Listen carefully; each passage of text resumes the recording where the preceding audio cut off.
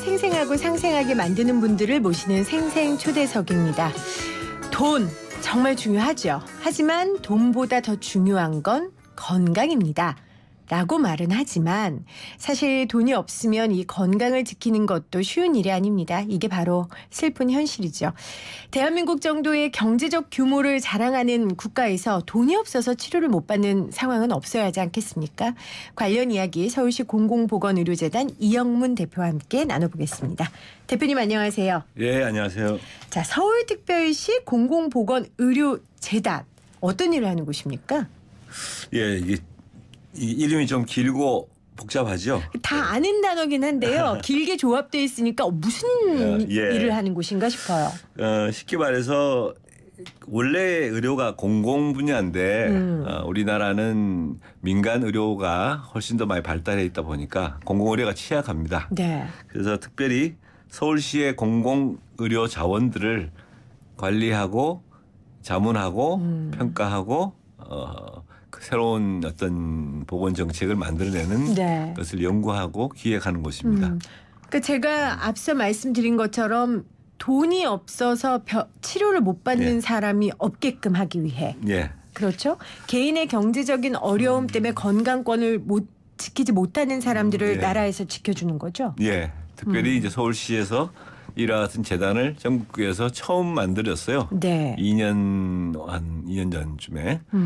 그래서 새롭게 공공의료 분야에 대한 어떤 개혁 혹은 폭넓은 전개를 하기 위해서 네. 이 재단을 만들었습니다. 그 정책도 세우고 또 병원도 예. 도와주고. 예, 시립병원들도 돕고 네. 보건소도 평가하고. 그렇군요. 예. 자, 오늘 공공보건의료재단이 어떤 일을 하는지 구체적으로 좀 알아볼 텐데요. 본격적인 인터뷰에 앞서서 어제 오후에 정말 안타까운 소식이 예. 전해졌습니다. 이 설리시의 소식이었는데 사실 이영문 대표께서 자살 예방 운동 1세대라고 알려져 있습니다. 그러니까 생명사랑 운동에 굉장히 선구자로 대한민국에서 큰 일들을 하셨는데 이 이야기 듣고 굉장히 마음 아프셨을 것 같아요. 예. 당연한 질문이지만 어떠셨어요?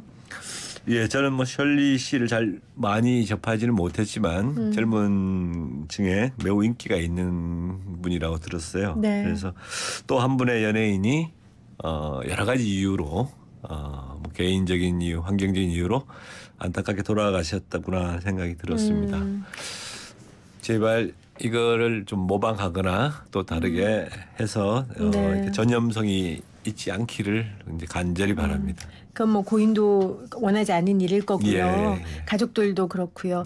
근데 많은 사람들이 이제 더 충격을 받았던 이유는 설리 씨가 평소에 워낙 당당하게 본인의 의견을 냈고 이제 사회의 편견 부분 같은 부분에 있어서 본인은 본인 모습대로 그것들을 맞서려고 애썼던 당당한 모습을 보였기 때문에 아 이렇게 극단적인 선택을 할 수 있었을까라는 생각을 하는 것 같아요.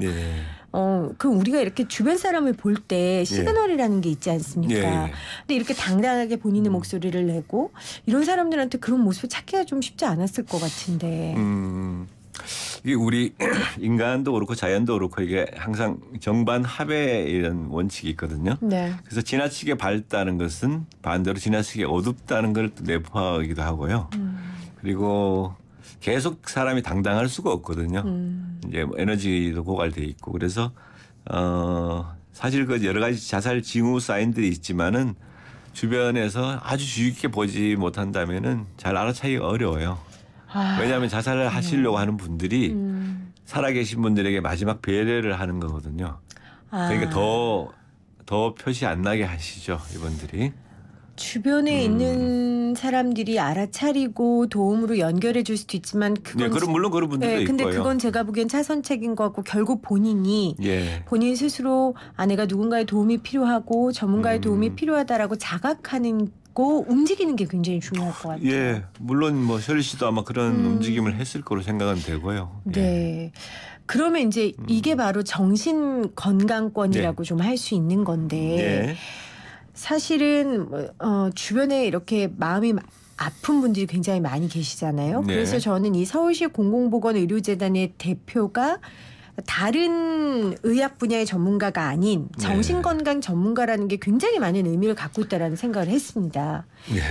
최근에 이 정신건강에 대한 중요성이 더 커지고 있죠. 예, 그래서 안 그래도 서울시도 그 새로운 2030 2030년까지의 서울시 시민들에 대한 정신건강 대책을 현재 만들고 있고요. 그리고 서울시에도 정신과를 전문으로 하는 그 은평정신병원이 있습니다. 네. 그래서 이 모든 서울 시민들의 정신건강과 관련된 일을 할 수 있는 기관도 있고 또 25개 보건소에도 민간 위탁이든 직영형이든 간에 정신건강복지센터가 네. 같이 있습니다. 그리고 140개 정도에 이르는 정신재활시설도 같이 운영하고 있는 예, 매우 폭넓게 서울시가 그런 일을 하고 있습니다. 네, 여러분도 혹시 이 방송 들으시면서 본인 스스로가 좀 마음의 어려움을 느끼시거나 도움이 필요하신 분들 오늘 지금 대표님 얘기하신 것처럼 주변의 보건소라든지 구에서 네, 하는 정신보건센터. 네, 정신보건센터가 많습니다. 하나 빠뜨렸네요. 네. 더 중요한 자살예방센터도 당연히 있습니다. 자살예방센터도 있고요. 여러분들 찾아가셔서 도움을 요청하면 언제든지 그 손을 따뜻하게 잡아줄 분들이 많이 있습니다. 우리 대표님 같은 전문가들이 많이 계시니까요. 여러분들 꼭 이용하셨으면 좋겠습니다. 자, 본격적으로 오늘 이제 초대석에 살 얘기를 좀 해볼게요. 육체적으로 또 정신적으로 건강하게 살 권리. 이제 이게 바로 건강권인데 너무 당연한 얘기인 것 같아서 오히려 잘 모르겠어요. 이 개념을 좀 정의해 주세요, 대표님. 이게 이제 주관적 입장과 이제 객관적 입장으로 볼 수 있는데요. 주관적으로 내가 건강할 권리. 이건 주관적이죠. 근데 반대로 그 국민이 건강하게 해줄 권리. 이건 국가 쪽에서 봤을 때 객관적인 건강권이죠. 네. 그래서 건강권은 자기 스스로도 건강을 위해서 내가 누려야 될 권리도 있지만 반대로 국가가 국민들을 위해서 반드시 해줘야 될 건강을 지키게 해줄 수 있는 의무가 있다. 이런 의미에서 건강권입니다. 그 건강이라는 게 개인의 문제가 아니라는 거죠. 그게 중요해요. 그러니까 이제 보통 특히 우리 한국은 교육이나 건강 문제를 특히 의료 문제를 개인의 차원으로만 이걸 치부를 합니다. 네. 근데 그게 아니고 의료나 교육과 같은 분야들은 복지와 마찬가지로 국가적인 문제, 그 지역 공동체의 문제거든요. 네. 그래서 공공재로 인식을 해야 이 문제를 풀 수가 있습니다. 건강은 공공재다. 예, 그렇습니다. 사실 구성원 하나하나의 건강이 그 사회의 건강을 그렇죠. 말하는 거니까요. 생생경제가 이제 경제 프로그램이니까요. 이 건강권과 경제는 아주 밀접한 관계가 있죠. 대표님 설명을 좀 해 주시죠. 예, 뭐 구체적인 수치는 나라마다 좀 다르기 때문에 말씀드리기 어렵습니다만은 우울증이 생산성을 얼마나 갉아먹는가 하는 연구들은 굉장히 많고요.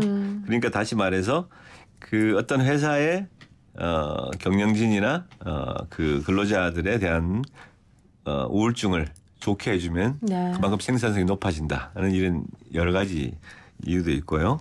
또 하나는 건강투자국가 개념들이 있습니다. 건강투자국가는 한 국민의 모든 사람의 한 사람 한 사람이 국가 경제에 기여할 수 있는 사람들이기 때문에 그분들의 건강권을 지켜주면 그걸 위해서 투자를 하는 것이 더 많은 부강해질 수 있는 국가로 갈 수 있다 하는 이런 의미에서 건강투자국가 개념들도 있어요. 네. 예, 밀접한 관계가 있습니다. 사실 뭐 체력이 국력이다. 뭐 이런 얘기도 있고요. 건강해야 생산성이 높아진다. 국가가 부강해진다. 맞는 말인데 사실은 거기까지 갈 것도 없고요. 한 사람의 인생의 그 질을 결정하는 게 얼마나 건강이라는 그 조건이 중요합니까? 그런데 이 건강해야 되는 당연한 기본권이 기본권을 모두가 누리지 못하고 있다는 게 지금 우리의 문제점인데요. 제가 공공보건의료재단 홈페이지를 가보니까 이 자치구별, 지역별, 성별에 따른 건강 격차를 분석한 게 있더라고요. 이게 차이가 있습니까? 예, 있습니다. 당연히 사회 경제적인 요인이 가장 큰 영향을 주고요. 사회 경제적으로 요인이 풍부한 지역은 상대적으로 사회 경제적 지표가 낮은 쪽보다 적게는 뭐 한 1.23배, 많게는 한 1.5배 웬만한 건강 지표에서 차이가 있습니다. 예를 들면 뭐 평균 수명도 차이가 있고 비만 같은 것도 비만도 차이가 있습니다. 것도 차이가 있습니까? 예. 암 관련 암 발생률은 당연히 차이가 있고요.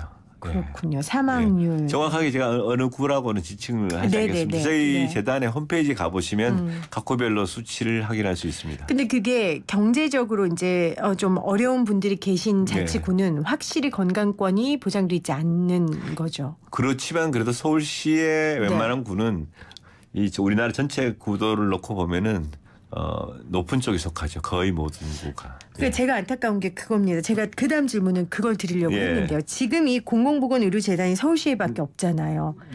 그나마 서울시에 있는 분들은 여러 가지 이제 복지적인 차원에서 건강권을 좀 확보받는데 서울시 내에서도 차이가 있는 것처럼 서울시와 나머지 지역들의 격차는 더 클 것 같아요.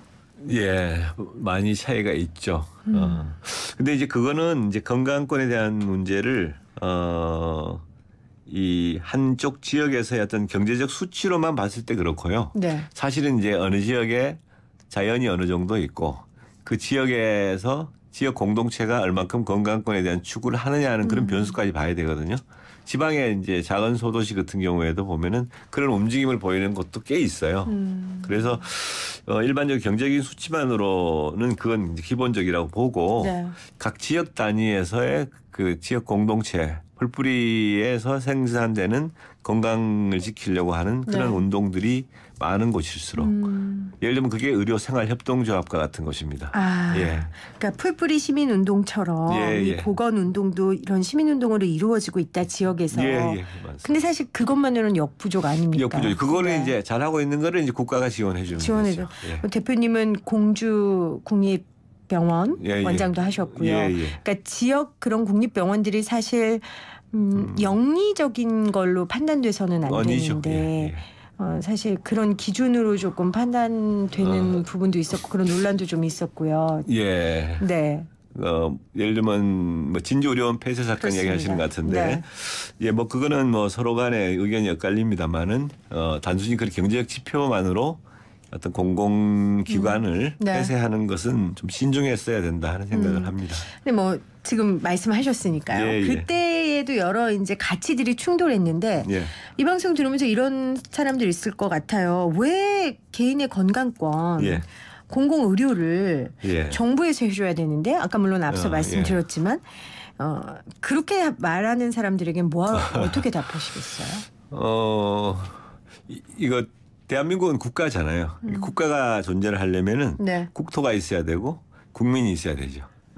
그리고 국토와 국민을 지키는 것이 국가의 의무니까 당연히 건강권에 대해서 국가가 도움을 줘야 된다는 것이 제 생각입니다. 얘기를 좀 확대해 보겠습니다. 이제 무상의료, 나아가서 이제 문재인 케어에 대한 여러 뭐 반론들도 있고 의사들 내에서도 있고요. 좀 무상의료 개념과 겹치는 부분도 좀 있는 것 같아요. 우리나라는 전혀 무상의료가 아니죠. 그러니까 유럽 같이 세금을 50% 정도 내는 나라에서는 그걸 무상의료라고 하지만 사실 그 나라 국민들은 그걸 무상의료라고 그러지 않고 선보건에 대한 복지 정책이라 그럽니다. 미리 선불을 낸 거죠 세금으로. 그래서 무상의료하고 공공의료는 전혀 다르다. 약간 다른데 공공재로서 의료를 확대하다 보면은 그 안에 무상의료가 있을 수 있어요. 그리고 현재 문재인 케어는 그렇게 지금 저희들이 예산을 퍼부어도 70%밖에 건강보장성을 의료에서 할 수밖에 없어요. 다른 나라는 이게 거의 다 96%, 95%거든요. 그러니까 예를 들면 진료비가 100원 나오면은 95원을 국가가 대고 나머지 5원을 자기 본인이 내는 건데 우리나라는 아직까지 이렇게 해도 30원을 100원 중에서 내야 된다는 뜻이거든요. 그래서 건강보장성 강화가 더 많이 확대될수록 좀 더 공공의료 그리고 이런 개념들에서 국민들이 더 받는 혜택이 커지지 않을까 생각을 합니다. 지금도 대한민국의 의료보험 정책은 매우 세계적으로 좋은 정책이고 다만 이제 의사들의 좀 불만이 좀 많은 제도입니다. 의사들도 국민의 한 사람이니까요. 맞는데요. 그 불만을 우리가 듣고 또 정책에 반영해야 되겠지만 또 의료라는 산업이라고 붙이기에도 좀 그런 그게 특별한 의료 산업이라고 붙이는 나라는 미국과 일본 일부 그다음에 싱가포르 뭐 그런 정도입니다. 유럽에서는 의료 산업이라고 부르지 않죠. 의료의 산업이라는 단어 자체를 쓰지 않는다. 의료 자체가 공공성을 갖고 있기 때문에 예를 들면 교육 사업이라고 부르지 않지 않습니까? 네. 예. 앞에 우리 대표님이 인터뷰 시작할 때 사실 전제 조건을 다 까시고 시작하셨어요. 공공의료는 당연히 건강권은 당연히 당연하다라고 전제를 하고 우리가 인터뷰를 시작을 했습니다. 그렇기 때문에 이 공공의료에 대해서 관심을 갖고 서울시 공공보건의료재단의 대표로 일하고 계시는데요. 사실 쉬운 일은 아닙니다. 지금 그 어려운 이유를 우리가 토론하면서도 많이 느꼈는데 앞으로 이 어려운 일을 어떤 호흡으로 어떤 계획으로 이렇게 가지고 가실지 좀 여쭤보고 싶습니다. 그 현재 저희 재단은 서울시 100% 출자 출연 기관이거든요. 네. 저희 같은 재단이 다른 지역 광역 단체에서 좀 많이 생성이 되고 그러면은 좀 더 함께 협력해서 할 수 있는 일도 좀 생겨날 것 같고요. 그리고 서울시 내에서도 이게 복지라든지 문화 이런 큰 단위처럼 건강에 대한 이슈를 행정을 하시는 분들이 좀 더 비중 있게 다루어 주신다면은 시민들에게 더 많은 혜택을 갈 수 있는 그런 기관이 되지 않을까 그렇게 생각을 합니다. 인터뷰를 하면서요, 대표님, 제가 느낀 건 제가 시민으로서 이 공공보건 의료 혜택을 받으려면 공공보건이 어떤 건지 건강권이 어떤 건지 개념을 제 스스로 확실히 하는 게 먼저라는 생각이 들었습니다. 네, 맞습니다. 네, 오늘 우리 청취자들도 아마 들으시면서 그런 생각을 하셨을 것 같습니다. 서울특별시 공공보건의료재단에 혹시 관심이 있거나 도움을 받고 싶으신 분들은 홈페이지를 찾아가면 될까요? 네. 공공보건의료재단만 쳐도 저희 홈페이지가 뜹니다. 네. 자, 서울특별시 공공보건의료재단의 이영문 대표와 함께 시민들의 건강권에 대한 개념들 다시 재정립해봤습니다. 대표님 고맙습니다. 마지막 광고할 수 있는 시간이 없을까요? 광고 시간이 없어도 드려야죠. 하세요. 네. 저희들 이와 같은 그 1년마다 한 번씩 하는 공공의료에 대한 것을 가지고 심포지움을 엽니다. 10월 24일 다음 주 목요일 아침 10시부터 오후 5시까지 연세대학교 백양누리홀에서 서울케어 건강 돌봄이라는 큰 주제로 저희 재단의 심포지움이 동부병원 90주년과 함께 열릴 예정입니다. 많은 참석 무료입니다. 전심도 제공해드리고요. 공공보건에 관심 있는 누구나 갈 수 있습니까? 사전 예약 안 해도 됩니까? 미리 참석 신청을 홈페이지에서 하시면 됩니다. 네. 여러분들 10월 24일 아침 10시부터 5시까지 연세대에서 열리는 포럼이랍니다. 여러분 관심 있으신 분들은 서울시 공공보건의료재단 홈페이지에 신청하시면 가실 수 있답니다. 무상급식 점심도 주신답니다. 공부 열심히 하시면 됩니다. 네. 고맙습니다, 대표님. 네, 감사합니다.